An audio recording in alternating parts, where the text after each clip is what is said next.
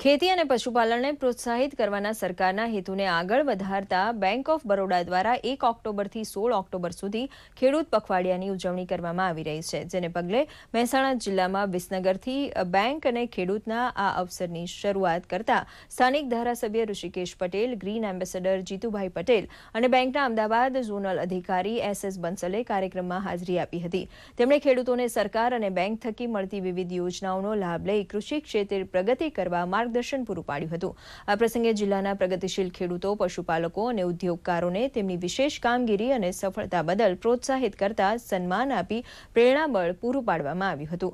આ પ્રસંગે બેંક થકી આર્થિક સહાયનો લાભ લેતા ખેડૂતોને ટ્રેક્ટર, કાર સ્થળ પર જ અર્પણ કરાયા હતા.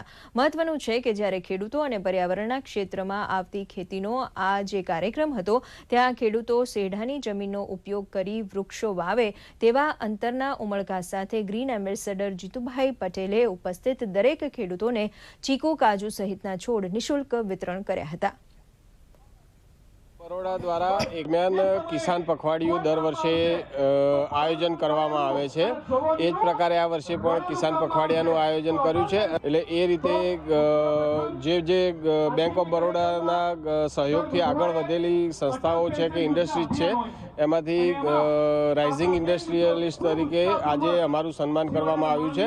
આની સાથે સાથે બેંક ઓફ બરોડાની જે તમને લોન મળી છે ઇન્ડસ્ટ્રી માટેની, એની સાથે સાથે સરકાર પણ પોતાની ઘણી બધી યોજનાઓથી કોઈ પણ નવા ઉદ્યોગ સાહસિક હોય તો એમને સહાય કરે છે.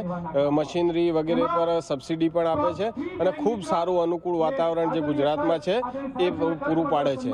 બેંક ઓફ બરોડા તરફથી વિસનગર મુકામે કિસાન પખવાડિયું જે બેંક ઓફ બરોડા ઉજવી રહી છે 1 ઓક્ટોબરથી લઈ અને 16 ઓક્ટોબર સુધી, એની માટે અહીંયા કિસાનોમાં વિવિધ જે વૈજ્ઞાનિક ઢબેથી કઈ રીતે ખેતી કરી શકે. તો આ સાથે અત્યારનું આ બુલેટિન સમાપ્ત કરીએ. વધુ સમાચારો સાથે ફરી મળીશું. નમસ્કાર.